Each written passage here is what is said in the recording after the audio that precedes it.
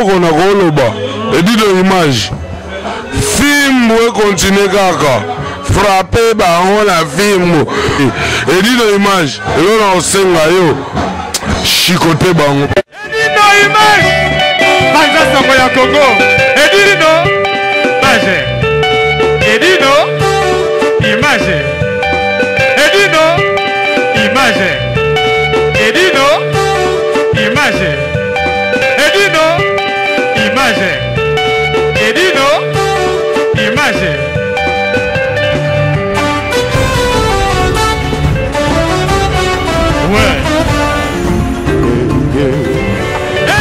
du moment et dino image donc bote la bino ba fanatique tout mais ça na kolanda Nyamboyo partout dans le monde entier bote la bino ba nyonso oyo bo préféranga et tout internaute donc na linga bino ya trop mingi vraiment na ba batika mboka makala tozala wana vraiment pour na pesa bino ba information na bino ya ba star na bino oyo bino botika bango na kin awa donc le lot vraiment ezanga Nyamboyo avec les gens de la presse congolaise nazana sengo vraiment ya représenter émission oyo mingi pena na osinga na ba fanatique na ngabo mesana nanga donc naza de basika na kata panda sanga Congo na maboko ya papa nanga edino image donc bon ça la vraiment nanga maman Jeannette Malangi balobi ici séparé donc dans un espace bistrot ici séparé na rappel la chez maman Jeannette Malangi maman à Château Rouge na peso ba mbote belé merci maman donc le lot vraiment Nyamboyo avec les gens de la presse congolaise c'est pas vraiment ko yambela bino frère oyo ACP Sarabino la banda ko la bino pesa bino pe ba concert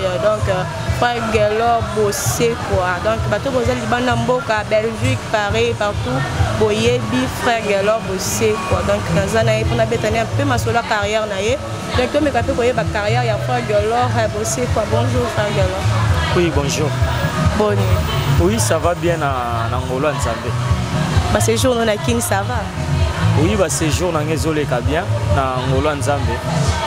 Voilà. Donc frère Gelor au tiki Belgique au tiki pour na nini au sala nini.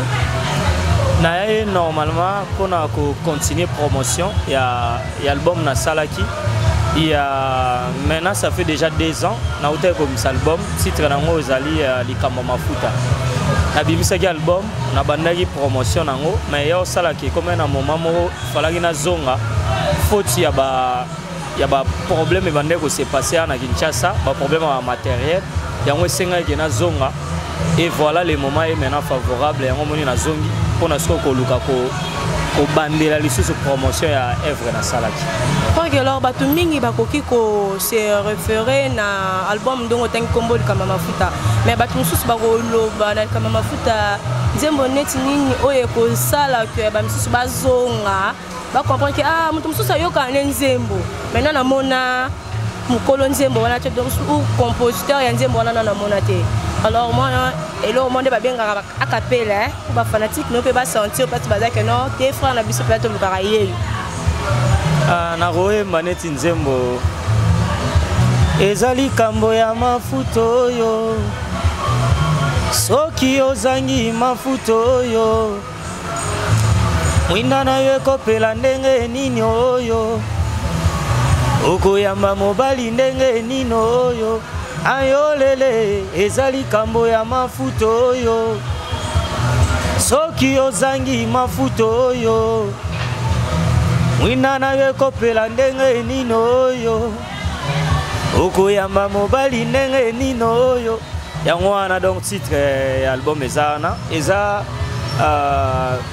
na Matthieu 25 so koti omona nzamba bazobeta parabole ya basi 5 ya maele na 5 ya zoba ya maele babosani mafuta na baminda na bango ya bazoba plutôt babosani mafuta na baminda na bango mais ya bamayele bazala maele mingi babombaki mafuta na baminda na bango et na tango na suka basi o 5 mususu ya bazoba barataki bokonza likolo yango tozo senga na bana nzambe nyonso baza maele ba garder mafuta eza koloba eza na ba contexte ebele l'air ozotambola pe na robanga nzambe eza lokolo ozo garder mafuta na bato nyonso bazotambola na ndenge o nzamba sengeli nango te eza bango nde bato basili mafuta donc so oza na mafuta te donc moye mobala lingwe eza te Non, eza na contexte wana te. Là tozote ya mafuta na kati ya Bible ezo représenter onction. Et onction eza na ba contexte ebele en fait. Yango moni tote tobi ke ba oyo bazangi mafuta ba mona bokonza likolo te. Mafuta oyo tozolobela eza lisumu. Eza kotambola na kobanga nzambe te, yango tozolobela mafuta.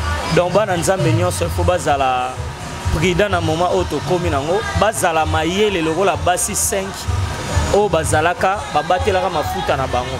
Okenda poto depuis âge nini musique na yo olamukaka na tongo obite ngai fona yembela nzambe kotala jeune garçon lokola yo boye otiki na olanda fali marque au katiba système ya maître Gims mais en colo donc maître Gims ta kata colo donc arrivant ndenge nini po koma lelo frère au koma osaila nzambe onzi bapaka musique osa musique oloyembela ta chérie ngoma boye okofera yembela nzambe et arrivant ndeni bon musique na bandi yango banda bomwana déjà à partir il y a 4 ans na banda koyemba na Ekodim na église na CBF Zo lelo comme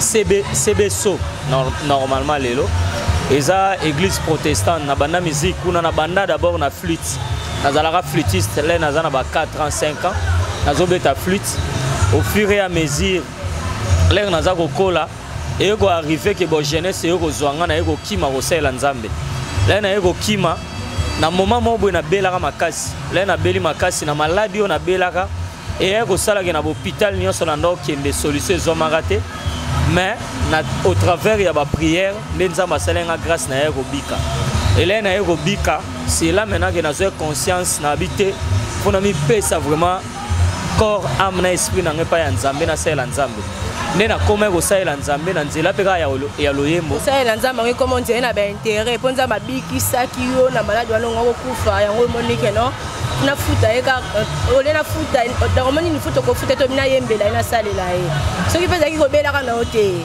ozaka no pe choc monte o mo appelle le ngoza no sima fali sima faire destin na biso nzambe motayibi omoni onyo to sala na mukili eza nzambe azana ba nzela ebele o akoki komema yo pole mususu po azwa yo eza na bato misusu po abongwana na facile ayekaka na église bateye ayoki mais eza na bato mususu esengelaki le mususu mutuka etuta ye po ayebaka nzambe aza vivant voilà donc ça veut dire que eza na bato mususu po ateyama il faut conséquence eteya ye neti ngai vraiment ezalaka conséquence donc ezalaka vie ya loyenge mokolo na bela et que solution malade des hommes maté là nzamba yo pesa nga lobiko c'est l'année te yanga na habité nzambe ona wo botika yebo ete il faut vraiment consacrer vie na nga mobimba ya kosela yango partir ya wana nde na se consacre na mitika vraiment mobimba na ngai ya kosela kaka nzambe ya ko adorer ya ko louer nzela ya loyembo voilà. Merci chers téléspectateurs, mingi vraiment on va t'assister na ba maman poto ba maman Château Rouge, maman Lili Maman Lili Makaya, Tanya Mboyo Yeyo, Maman Jeannette Malangi, Tanya Mboyo Yeyo. Donc, vous avez vraiment bien, nanga babiye mo mukono masolo bien, nanga Claude muke barakweno. Donc, Tanya Mboyo Yeyo. Donc, nazo sepela vraiment nazo senga bolanda vraiment émission na bino trop na kati ya pendant sanga Congo. Donc, beba sika. Aye, toujours continuer toujours na frère Gelo ba c'est quoi pas Gelo. Bando bimis déjà album na yo et ça dit combien d'années déjà? Depuis la bimis album est bimagi le 6 juin 2016. Donc Siko to sali déjà 2 ans na 1 mois. Voilà. Carrière na yo depuis pendant yo moko santa que comme frère en Christ. Depuis que oza décision que comme musicien chrétien. Tu as fait déjà combien d'années?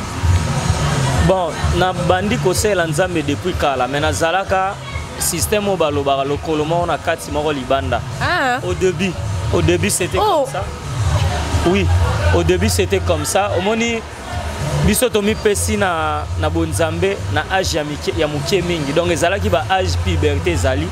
Tozale ba genre ba frère o ezalaka ya kendaka koto mayaka pe koto. Mais quelque part. Voilà, au début c'était comme ça. Jusqu'à ce que donc là depuis vraiment na se consacrer corps et âme na zo sela nzambe na ndenge ya bosolo Et ça depuis 2009. Depuis 2009, Tilelo.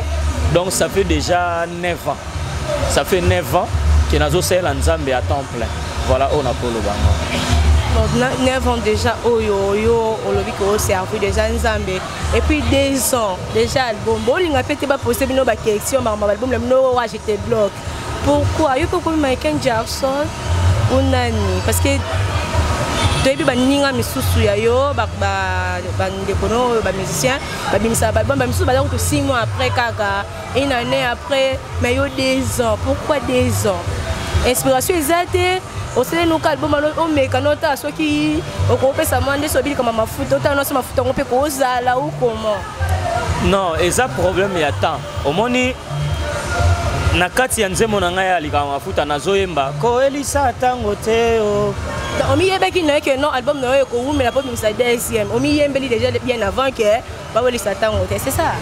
Na vie soro tali même na ba saison tozana na saison au mona na saison moko mona ba tondolo ebimi au mona na saison moko ba saison malale ebimi na vie eloko nyonso sozo sala yango esenga il faut zo temps à part temps il faut plus ko Nzambe moni musala biso to sala eza teka ya olamuki na tongo oui na kena sali banzembo ba ebimi non eza plus faut yo kaka plus Nzambe et na moment convenable yo moko mona Nzambe orienté yo yango so mona ba album ebele lelo ezobima ba inaperçu parce que ba mission ezobima na temps o le monsieur singélité il faut que sala eloko soki osali yango ozeli moment favorable o Nzamba ko diriger ko mema yo ko ebima comme ça ko bimisa ngo eza kozela Nzambe eza kozanga banzembo te banzembo ezali ezebele nde nazaboye na banzembo ezebele auto travaillera déjà mais faut kozela na moment convenable moment o esengeli po bimisa yango musique Nzambe eza commerce te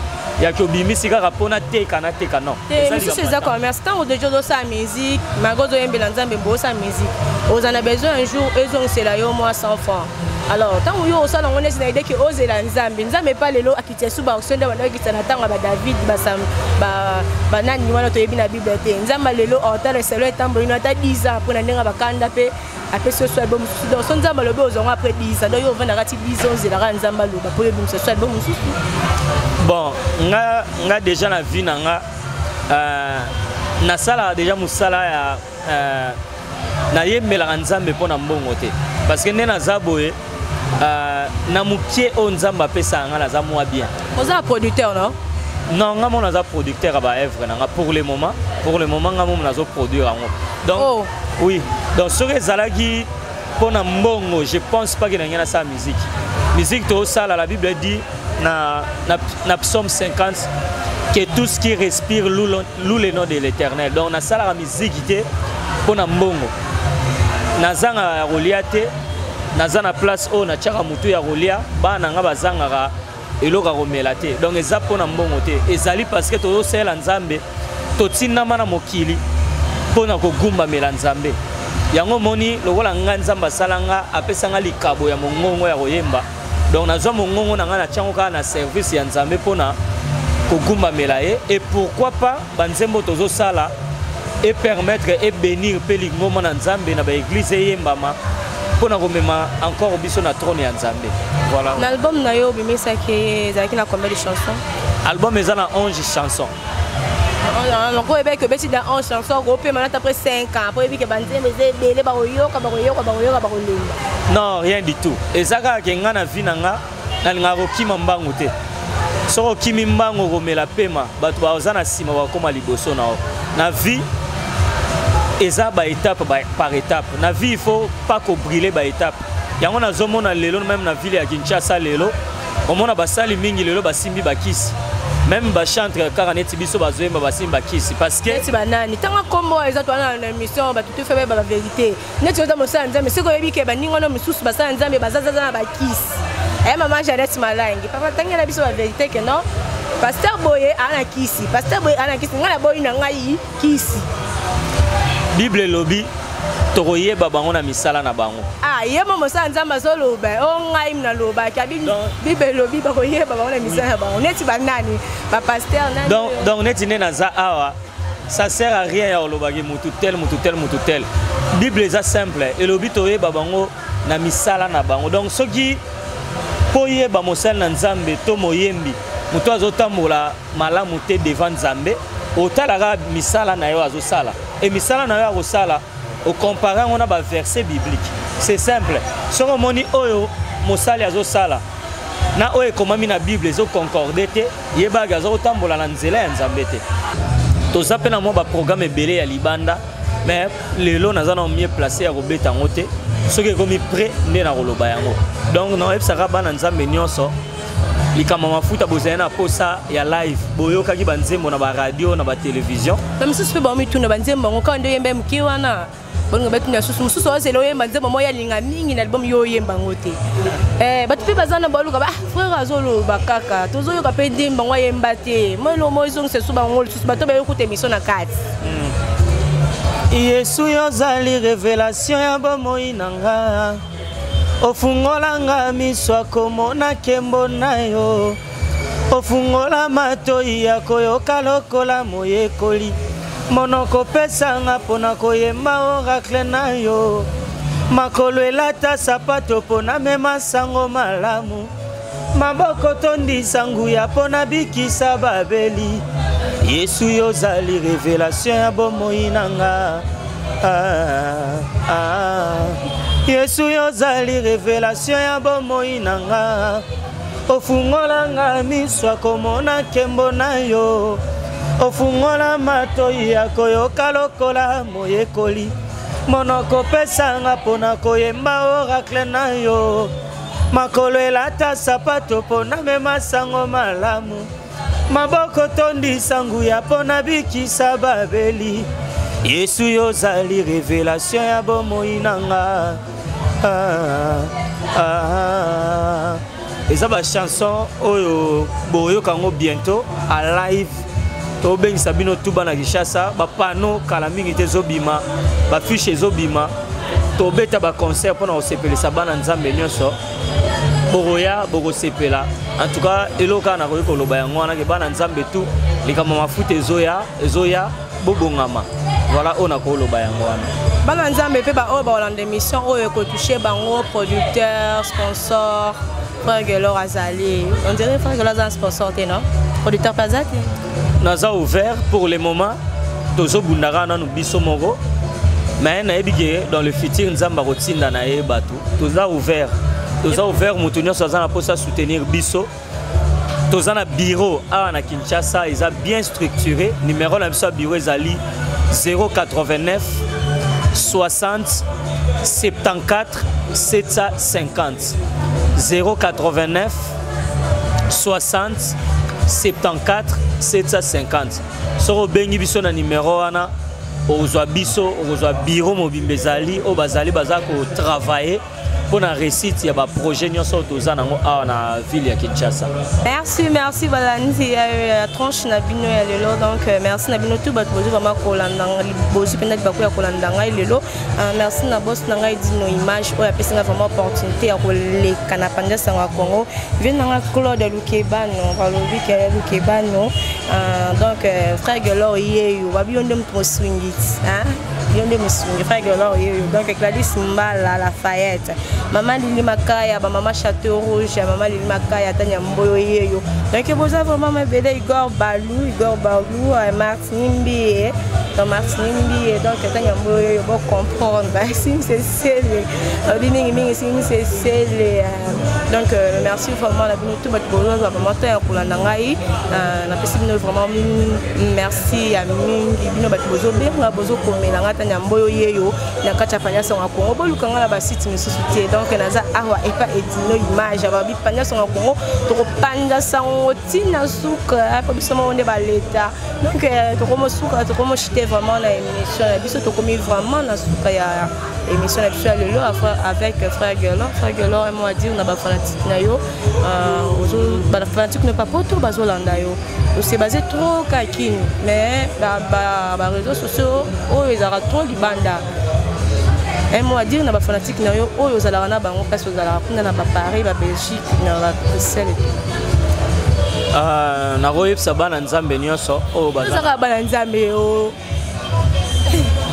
biso tozala na ba fanatique te mais tozala na bana nzambe voilà et puis les bana nzambe. Ben oui, bana nzambe. Bato nzamba sala. Tozana ba fanatique te biso nde toza ba fanatique en nzambe. Po nzambe mutasala biso. Tozolanda nzela na ye toza ba fanatique na ye. Voilà bana nzambe nyonso baza libanda. Na pesi bino d'abord mbote Bruxelles, Paris, Europe, Amérique. Ici nyonso bozali. Je pense que besoin déjà bana Europe surtout besoin opportunité mingi ya koyoka disque wana. Bruxelles, Londres, Paris ba sepela na album makasi. Na on a osenga le ba programme ezoma na Kinshasa awa.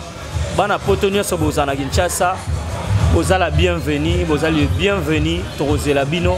Boya ensemble to kumisa to adorer to élever comme on nzambe na ba programme tozala nango bientôt boyoka déjà ba date, ce qui ba date c'est zoami et c'est confirmé parce que pour le moment équipe nanga bazo travailler sur ça, bazo sala ba démarche union sont nécessaires pour to boucler ba date, ce qui to boucler to rezonga sous c'est pas ya ndeko na biso tanya mboyo pour na ko informer ba bino nyonso comme ça tout ça musa nzambe ne longo et nzamba ozanga te ko pambola biso ba frère ba pesa ba tambo tete ba nzambe pe baza posa ba yoka ta frère apesi ngata mambote ça bien.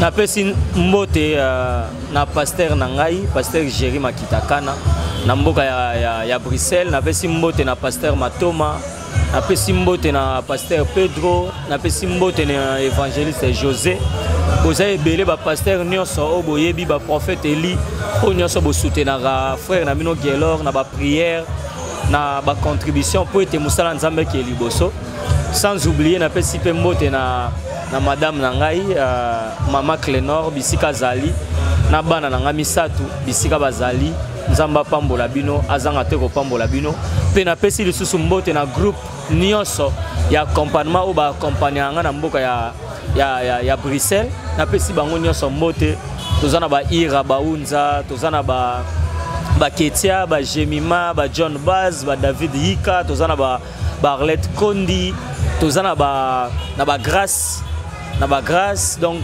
bango nyonso bisika bozali nzambe azala na bino yangai ya oabino frère Gelor Bosekwa qui vous salue. Voilà. Merci. Donc comme information la souka ya émission na biso donc là on était avec frère Gelor Bosekwa. Donc bino vraiment beau préféré bozala bambongo na bino. Ole bo sala kalongo ba ambiance boyo soutenir mon sala nzambe nzamba opambola bino donc frère Gelor azawana moto azana besoin soutenir ye ata ba mnaye en marche donc balobi Claude Luke bakweno frère Gelor ye yo mingi Claude Luke bakweno abionde makambo.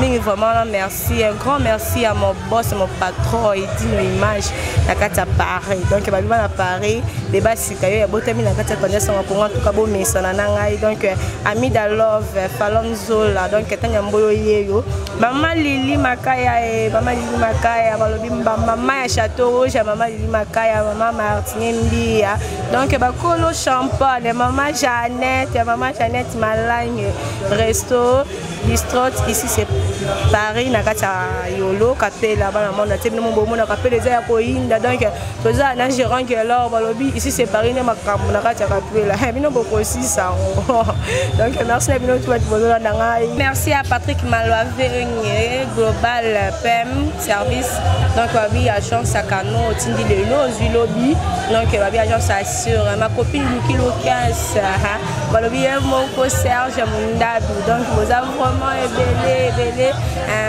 Kitumangituka donc Papinzila l'honorable Papinzila donc merci à tout basi vraiment ya kolanda ngai to kotani à la prochaine.